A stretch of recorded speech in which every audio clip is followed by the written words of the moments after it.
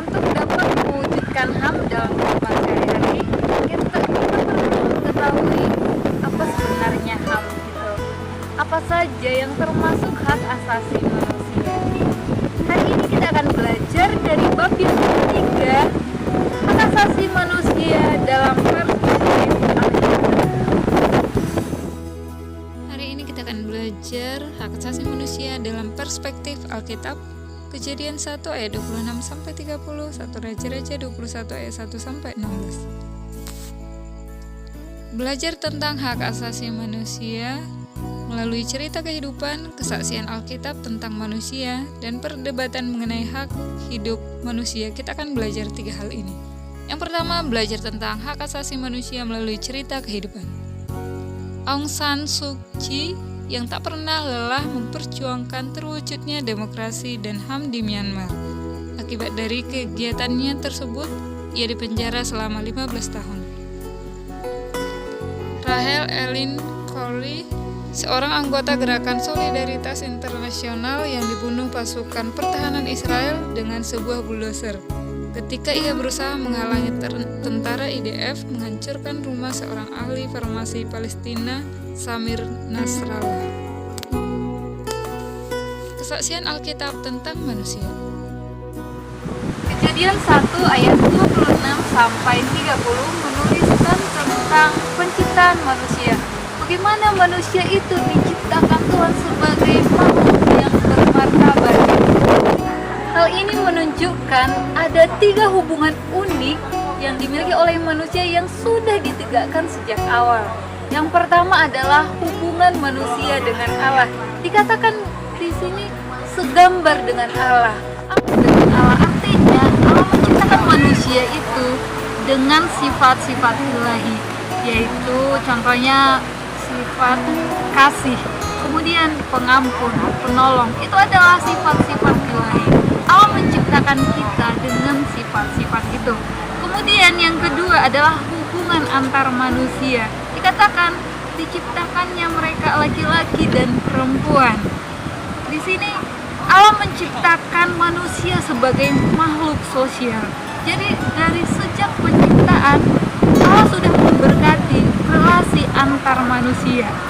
Bahkan kaitan serta hubungan antara dengan ciptaan yang lainnya. Oke, yang ketiga adalah hubungan manusia dengan bumi dan makhluk lainnya.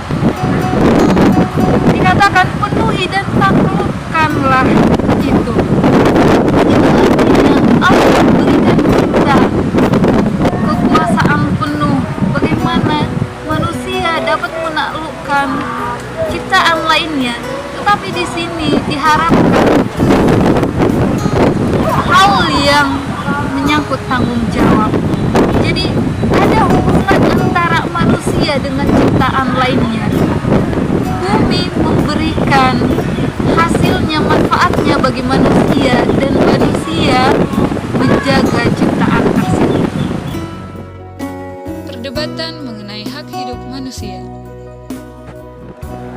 Dalam pengakuan HAM ada berbagai perdebatan tentang hak hidup manusia. Yang pertama itu adalah tentang hukuman mati. Hukuman mati ini diberikan kepada orang yang melakukan kejahatan yang berat, misalnya pembunuhan secara kejam atau sadis, kemudian pengkhianatan kepada negara, kemudian pengedar narkoba. Yang kedua itu adalah aborsi. Aborsi ini yaitu penghilangan nyawa bagi janin belum dia lahir. Aborsi ini dianggap bertentangan dengan Alkitab karena sejak manusia dalam bentuk janin, Tuhan sudah menganggapnya sebagai seorang manusia. Sama seperti Yeremia, Tuhan memilih Yeremia sejak dia di dalam kandungan ibunya. Jadi sejak kita di dalam kandungan ibu kita, sejak kita dalam bentuk janin, Tuhan sudah mengenal kita. Yang ketiga adalah euthanasia. Euthanasia ini adalah seseorang dengan menghentikan ini ada dua jenis. Yang pertama euthanasia aktif dan euthanasia pasif. Euthanasia aktif adalah pasien itu sendiri meminta kepada dokter supaya menghentikan pengobatan karena dia tidak sanggup lagi menahan kesakitan. Kemudian yang kedua, euthanasia pasif itu keluarga pasien yang meminta pengobatan diberhentikan, misalnya karena sudah bertahun-tahun. Baik itu euthanasia aktif semua bertentangan dengan ajaran Alkitab. Tuhanlah yang memberikan kehidupan bagi kita, dan hanya Tuhan yang memberikan kehidupan itu. Sering sekali kita lebih menuntut hak kita tanpa melakukan kewajiban kita. Demikian juga dalam hal hak asasi manusia. Apa yang menjadi kewajiban kita sebagai remaja Kristen? Kewajiban kita adalah menjalin hubungan yang baik dengan sesama, misalnya dengan teman, guru, keluarga, kemudian menghargai pendapat orang lain.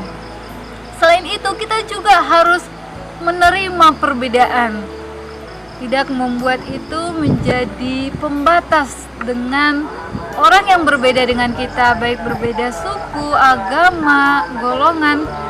Kemudian yang selanjutnya, kita harus, ketika kita melihat, mengetahui pelanggaran terhadap HAM, kita harus melaporkannya kepada pihak yang berwajib. Sampai di sini pembelajaran kita hari ini. Sampai ketemu dalam pembelajaran online selanjutnya.